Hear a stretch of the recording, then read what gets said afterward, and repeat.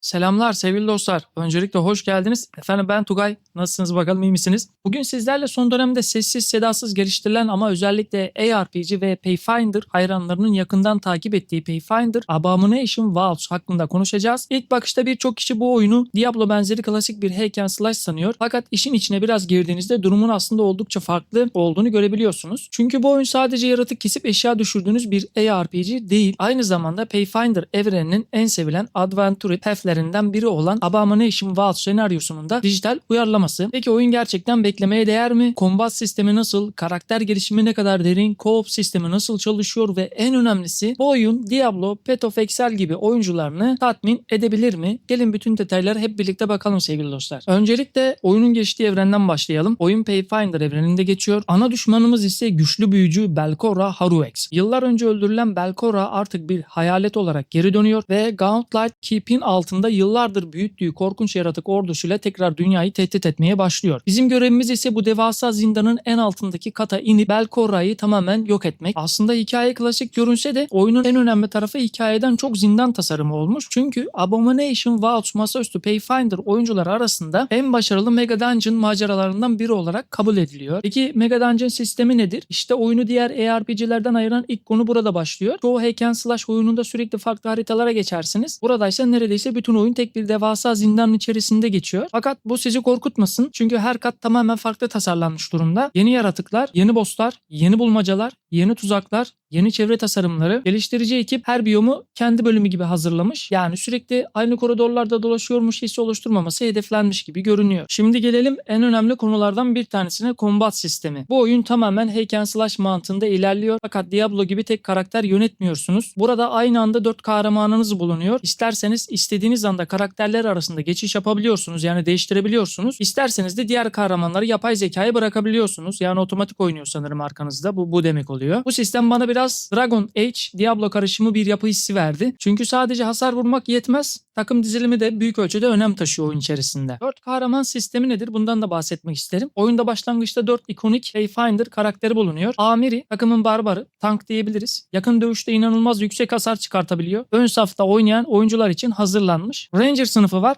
Uzak mesafeden hasar veriyor. Okçu dediğimiz sınıf. Ayrıca tuzaklar ve zehir kullanabiliyor. Kayra dediğimiz bir sınıf mevcut oyun içerisinde. Selerik takımın şifacısı olarak geçiyor. Ama sadece iyileştirme yapmıyor. İsterseniz tamamen hasar odaklı da geliştirebiliyorsunuz karakteri. Ezreal var. Bu da büyücü dediğimiz karakter. Yani alan hasarı vurabiliyor. Element büyüleri, kalabalık kontrolü, takımın en güçlü büyücüsü olarak sayılıyor.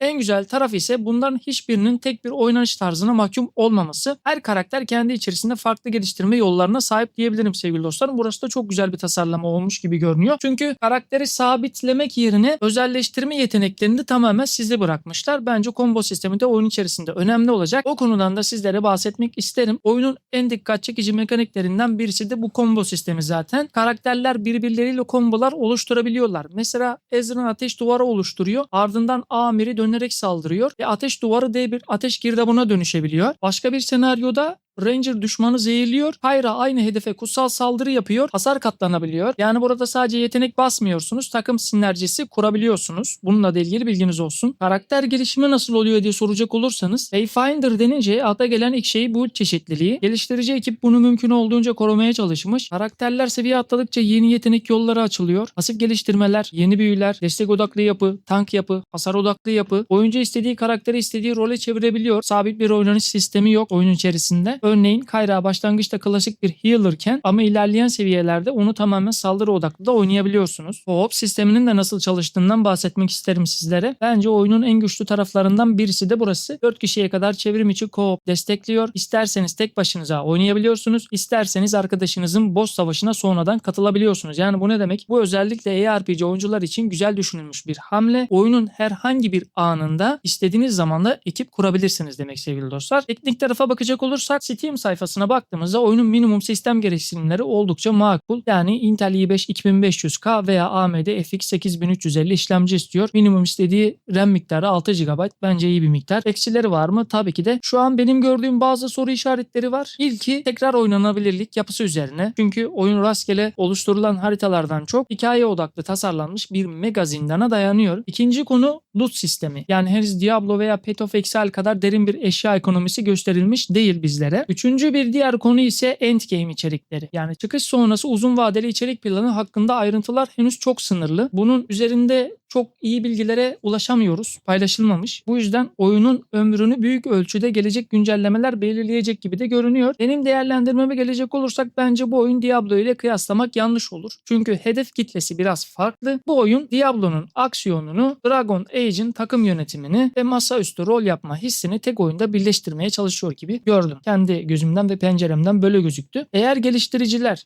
build çeşitliliğini arttırabilir, loot sistemini tatmin edici hale getirebilir ve çıkış sonrası düzenli içerik sunabilirse Pathfinder Abomination Vaults kendi kitlesi içinde oldukça başarılı bir ARPG olabilir. Ben özellikle co-op sistemini ve takım sinerjileri nedeniyle oyunu merakla takip ediyorum. Peki siz ne düşünüyorsunuz? Sizce Pathfinder Abomination Vaults gerçekten farklı bir ARPG deneyimi sunabilecek mi? Yoksa Diablo ve Path of Exile gibi devlerin gölgesinde mi kalacak? Görüşlerinizi yorumda paylaşmayı unutmayın. Birbirimizle fikir alışverişi yapabiliriz sevgili dostlarım. Benim puanım bu ön incelemede oynamadığım halde veriyorum bunları. Grafikler 10 üzerinden 7.5. Kombat potansiyeli 10 üzerinden 8. Taktiksel derinlik 10 üzerinden 7. Co-op deneyimi 10 üzerinden 9. Çünkü istediğiniz her alanda takım kurabiliyorsunuz. Co-op sistemine girebiliyorsunuz. Bu çok büyük bir avantaj. Hikaye ve atmosfer görünüş 10 üzerinden 7. Tekrar oynanabilirlik yapısı 10 üzerinden 7 ama bu çıkış sonrası içerik planına bağlı olarak değişkenlik gösterebilir. Genel beklentiler hepsini kıyasladığımızda 10 üzerinden 8. Bu tarz oyun içeriklerinin devamının gelmesini istiyorsanız sevgili dostlarım kanala abone olup bildirimleri açmayı unutmayın. Yorumlarda fikirlerinizi de paylaşmayı unutmayın. Kendinize çok iyi bakın. Sağlıcakla kalın efendim. Görüşürüz.